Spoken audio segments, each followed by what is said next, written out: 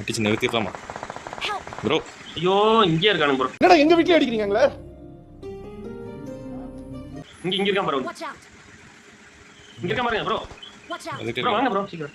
வந்துட்டே இருக்கேன். அடிக்கிற அடியில மூஞ்சி முகரையெல்லாம் பஞ்சர் ஆயிரும்.